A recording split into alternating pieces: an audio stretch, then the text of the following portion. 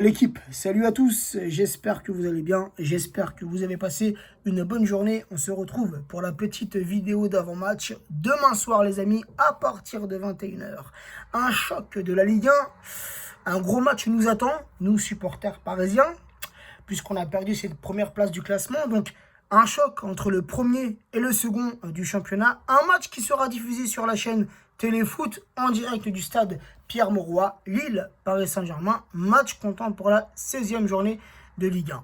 Les 5 derniers matchs, toutes compétitions confondues entre ces deux clubs, 4 victoires parisiennes pour une victoire lilloise. Mais cette victoire, les amis, je pense que tout supporter parisien s'en souvient de cette victoire, de cette humiliation. Le 14-04-2019, le Paris Saint-Germain s'était incliné à Lille, au stade Pierre-Mauroy, 5-1, les amis. Même si le championnat à cette époque-là était déjà plié, était déjà joué, Paris champion, on le savait déjà, mais tout de même, les gars, on a subi une grosse humiliation ce soir-là. Lille, sur leurs 20 derniers matchs, toutes compétitions confondues, c'est une équipe qui tourne bien, c'est une équipe qui fonctionne bien, qui propose du beau jeu. Et c'est un bilan positif, 12 victoires, 6 nuls pour seulement 2 défaites. 2 défaites, les amis, seulement 2 défaites pour les Lillois, une défaite en championnat, une défaite en Europa League. Le Paris Saint-Germain, sur nos 20 derniers matchs, toutes compétitions confondues, on ne va pas se plaindre, il y a pire, donc c'est un bilan plutôt positif, 14 victoires, 1 nul pour 5 défaites. Toi, c'est les 5 défaites qui font tâche, frérot, tu vois, surtout en Ligue 1. On est deuxième, oui, on ne va pas se plaindre, on a connu des années beaucoup plus noires que celle-ci, mais tout de même, tu vois, déjà, 4 défaites en championnat, tu commences à te poser des questions, tu commences à te dire comment va finir la saison. Rappelez-vous la saison où on s'est mangé la remontada contre le Barça, on finit deuxième derrière Monaco. Ça ressemble un peu à cette saison-là, ce début de saison, il ressemble un peu à cette saison-là, tu vois. Donc ça me fait un peu peur pour la suite, mais on reste confiant. Les amis, cette semaine, mercredi, c'est joué la 15e journée de Ligue 1. Lille s'était déplacé à Dijon, victoire lilloise 0-2, ce qui a permis aux Lillois de passer premier de ce championnat. Le Paris Saint-Germain recevait au Parc des Princes Lorient, victoire parisienne 2-0. Mais reparlons vite fait les gars, un tout petit peu de cette soirée de mercredi soir où certes, côté parisien, il y avait beaucoup d'absences. Tourelle a fait un turnover, Tourelle a installé ce 3-5-2, donc j'espère qu'il va changer pour demain soir. Mais les gars, une sale première mi-temps. Franchement, une sale première mi-temps où nos joueurs n'ont absolument rien proposé. Et je me demande, c'est une question et je pense que je ne suis pas le seul qui se pose cette question. Est-ce que nos joueurs sont vraiment motivés pour jouer le championnat cette saison? J'ai pas l'impression. Malgré qu'on soit deuxième, et encore une fois, on a connu pire, on va pas tout le temps se plaindre les amis, on va pas tout le temps être dans la critique, mais sur certains matchs que je vois depuis le début de saison, surtout en Ligue 1, je me demande honnêtement si nos joueurs sont si motivés que ça pour jouer le championnat. Le championnat, c'est important, et je ne cesserai de le dire, les amis. Le championnat reste une compétition importante, tout aussi importante que la Ligue des Champions. Bien évidemment que la Ligue des Champions, c'est le Graal. Cette coupe aux grandes oreilles, on veut la soulever, oui. Mais la Ligue 1, les gars, c'est très important. Qu'est-ce que je voulais dire? Des fois, je me perds, les amis, je pars dans un truc et j'oublie où j'en étais. Je crois que j'étais au classement. Revenons sur le classement de ce championnat. Donc, comme je l'ai évoqué tout à l'heure, Lille, premier du championnat, et c'est mérité. Un respect à cette équipe lilloise qui s'est qualifiée pour l'Europa League, pour les phases finales. Comme je l'ai dit, c'est une équipe que je regarde. Ça m'arrive le week-end de regarder des matchs de Lille.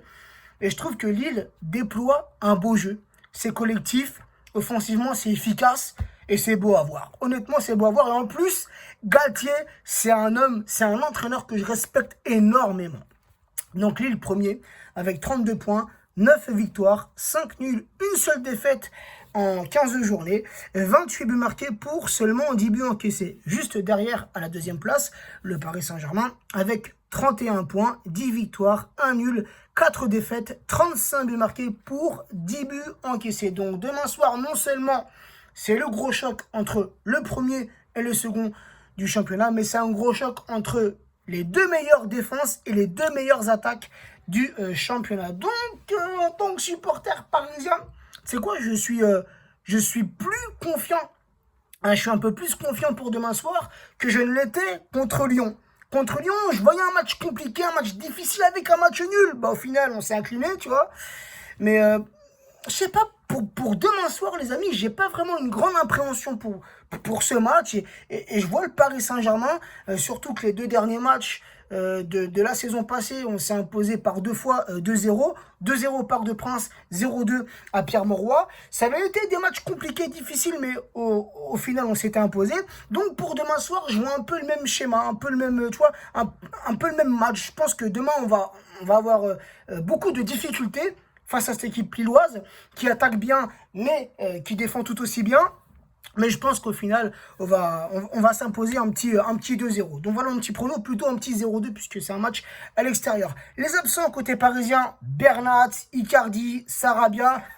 Je ne sais pas quand est-ce qu'on va les retrouver, ces trois joueurs-là, les gars. Diallo aussi blessé. Danilo incertain. Gros point d'interrogation sur Danilo. Et Neymar ne reprendra pas avant début 2021. C'est pas plus mal. Gardons Neymar, repose-toi, reprends tranquillement, parce que là, on a besoin de toi, c'est vraiment contre le Barça. Parce que les Barcelonais, j'appréhende ce match, je l'attends avec impatience, faut vraiment qu'on les éclate. Bref, c'est pas le sujet, j'ai pas envie de parler trop vite, mais j'ai une envie de revanche contre eux, frérot, c'est incroyable. Je les déteste tout autant que les Marseillais. Là, pour moi, c'est les mêmes. C'est des cousins germains. Bref. La petite compo que j'aimerais pour demain, j'ai bien dit que j'aimerais. J'espère qu'on va pas voir ce 3-5-2 ou ce 5-3-2. Non, revenons à un truc classique et je pense qu'il y a de quoi faire, surtout avec les joueurs qu'on a de disponibles. Je pense qu'il y a de quoi faire un bon 4-3-3, les amis, avec Navas dans les cages parisiennes, Florenzi latéral droit, Bakker latéral gauche, la charnière du classique, puisque Marquinhos est de retour, j'espère qu'il sera titulaire demain, Kipembe, Marquinhos. Et ce milieu, les gars, je pense vraiment que c'est un milieu qui peut fonctionner, puisque c'est un milieu qui joue vers l'avant et non pas vers l'arrière. Paredes en sentinelle, Verratti, milieu gauche, Rafinha, milieu droit, ou bien tu inverses les deux, Rafinha à gauche et Verratti à droite, peu importe.